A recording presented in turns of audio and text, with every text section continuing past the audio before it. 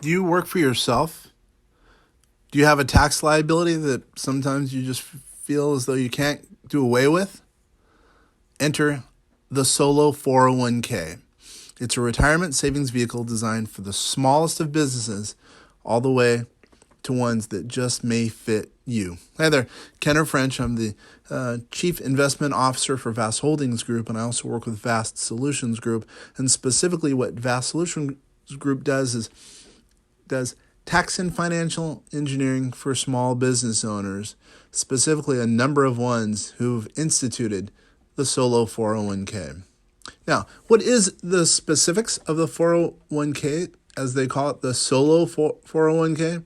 Imagine nearly tripling your retirement savings potential from where you are now if you don't have one and you own your own company, practice, etc.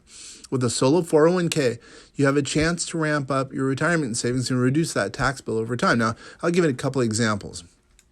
As an employee, you can defer up to $19,500 for 2020. The yearly limit is $26,000 if you're 50 and older. It's called a catch-up provision, as the IRS allows. Your annual employee contribution cannot surpass your earned income or your salary. As an employer, you can have your business make a tax-deductible profit-sharing plan contribution of 25% of your compensation is defined by the plan. If your business isn't incorporated, the annual employer contribution is 20% of your net earnings rather than 25%. If you're a self-employed individual, you must calculate the number of elective deferrals and non-elective contributions so you can make doing methods in line with the IRS. Now, total employer plus employee contributions to a Solo 401k are capped $56,500 for 2020. The annual employer contribution you make are tax deductible based on the IRS limits. Now, you're married. If your spouse earns income from your business, then he or she can also make an employee contribution to the plan in 2020, and you can make another profit sharing plan contribution on your spouse's behalf. You can also do a Roth with your Solo 401k. Then it would be called a Roth Solo 401k. The annual employee contribution limits for the Roth Solo 401k are exactly the same as for the traditional or the normal Solo 401k. Now, are plans allowed, meaning plan loans allowed? The answer to that is yes, generally speaking. Certain plan providers do permit them, though.